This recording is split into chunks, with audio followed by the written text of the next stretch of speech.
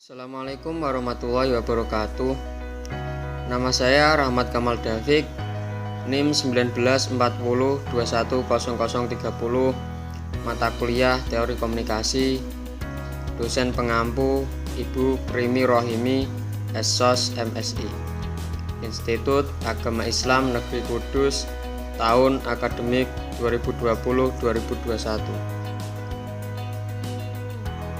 Di sini saya akan memberikan pengertian tentang materi pengertian teori, tradisi teori komunikasi antar pribadi, dan teori komunikasi kelompok, guna memenuhi tugas ujian tengah semester Gasal pada tanggal 2 November 2020. Yang pertama, kita akan membahas tentang pengertian teori.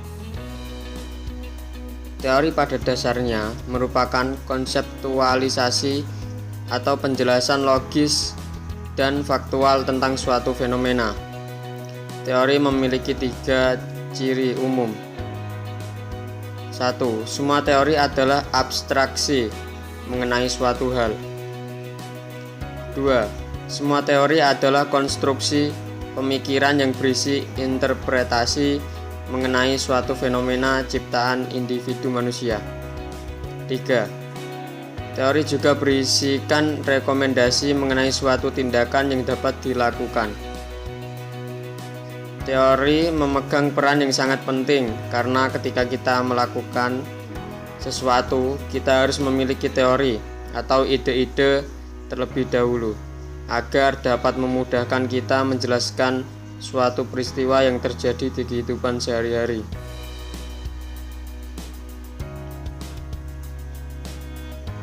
Pengertian teori menurut KBBI adalah sebagai berikut. Yang pertama yaitu pendapat yang didasarkan pada penelitian dan penemuan didukung oleh data dan argumentasi. Yang kedua, penyelidikan eksperimental yang mampu menghasilkan fakta berdasarkan ilmu pasti, logika, metodologi, dan argumentasi. Yang ketiga, asas dan hukum umum yang menjadi dasar suatu kesenian atau ilmu pengetahuan. Yang keempat, teori adalah pendapat, cara, dan aturan untuk melakukan sesuatu. Sifat dan peran teori. Teori memiliki sifat yang sangat lentur karena teori dapat disesuaikan dengan data yang telah diubah dengan cara melakukan pengujian ulang secara langsung dan bersifat nyata. Teori berperan untuk membantu kita dalam mendapatkan pengertian dan mengorganisasikan pengalaman, dan berperan untuk menyimpulkan suatu informasi sehingga memudahkan kita dalam melakukan penjelasan, penilaian, dan pernyataan agar tercapainya keberhasilan dalam melakukan penelitian tersebut. Tradisi teori komunikasi. Tradisi tersebut sebagai kesepakatan bersama para ahli komunikasi berdasarkan kesamaan asumsi tentang komunikasi, keinginan, dan cara bekerja. Beberapa tradisi mungkin komunikasi ini bertentangan dengan yang lainnya, sementara yang lainnya saling melengkapi sebagai sebuah kelompok. Tradisi tersebut memberikan hubungan yang cukup untuk memperkenalkan kita melihat teori-teori secara bersamaan serta memahami kesamaan dan perbedaan mendasar mereka. Menurut Robert, membagi tradisi teori menjadi 7 tradisi.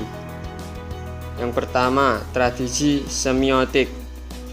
Tradisi semiotik adalah sekumpulan teori tentang bagaimana suatu tanda merepresentasikan atau mewakilkan benda, ide, keadaan, perasaan, dan kondisi di luar tanda-tanda itu sendiri. Yang kedua, tradisi fenomenologis. Tradisi fenomenologis adalah orang-orang secara aktif menginterpretasikan pengalamannya dan mencoba memahami dunia dengan pengalaman pribadinya. Yang ketiga, tradisi sibernetika. Tradisi sibernetika adalah tradisi sistem-sistem kompleks yang di dalamnya banyak orang saling berinteraksi dan mempengaruhi satu sama lainnya. Yang keempat, tradisi sosio-psikologis. Tradisi sosio-psikologis adalah kajian mengenai individu sebagai makhluk sosial yang berasal dari kajian psikologi sosial. Teori-teori tradisi ini berfokus pada perilaku sosial individu, variabel psikologis, efek individu, kepribadian dan sifat, persepsi dan kognisi.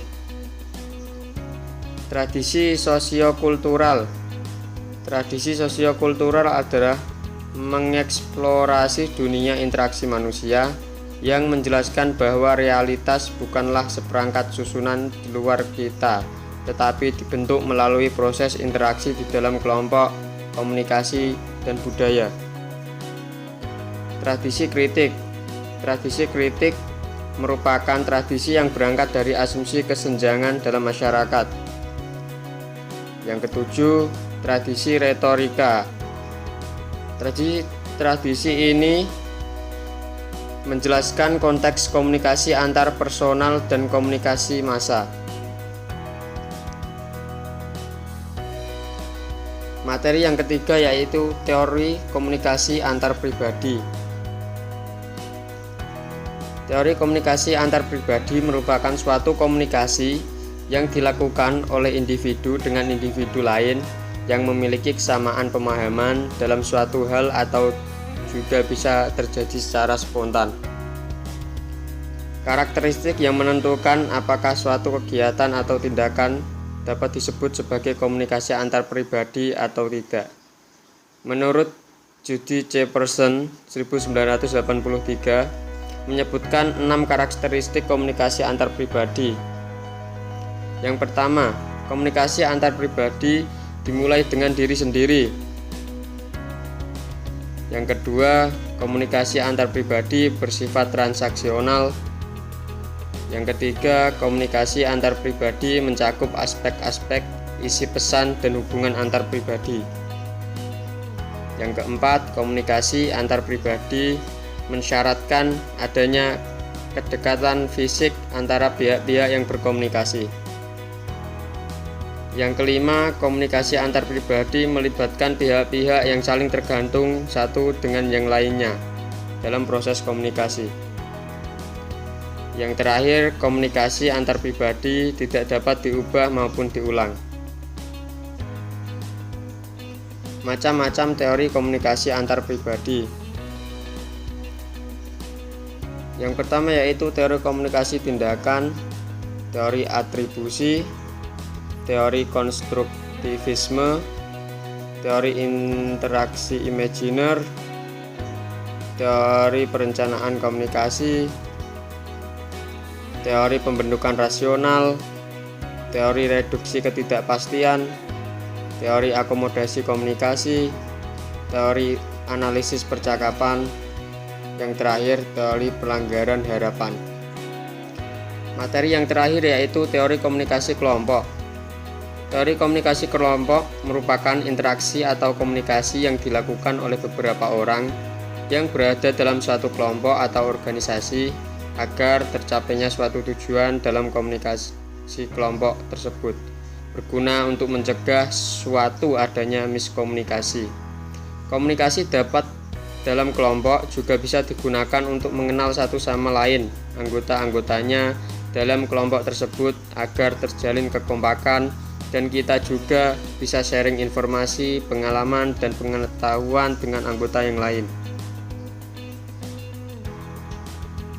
Macam-macam teori komunikasi kelompok. Yang pertama yaitu teori keseimbangan atau Heider. Yang kedua, teori sistem ABX Newcomb. Yang ketiga, teori proses perbandingan sosial. Yang keempat, teori sosiometris. Yang kelima, teori Homans. Yang keenam, teori analisis proses interaksi. Yang ketujuh, teori konvergensi simbolik. Yang kedelapan, teori percakapan kelompok. Yang kesembilan, teori kelompok terpercaya. Teori di atas ini dapat kita gunakan untuk cara kita berinteraksi dengan orang lain, berguna untuk memelihara dan menetapkan hubungan baik di antara anggotanya agar tercapainya suatu tujuan dalam kelompok. Kita juga harus memperhatikan teori yang digunakan dalam kelompok. Mungkin itu saja yang dapat saya sampaikan pada penjelasan materi di atas. Semoga dapat diambil hikmahnya, dan saya mohon maaf apabila ada kesalahan kata atau dalam pengetikan. Dan referensinya saya taruh di bagian bawah pada setiap slide yang terdapat kutipan karya ilmiah orang lain. Terima kasih. Wassalamualaikum warahmatullahi wabarakatuh.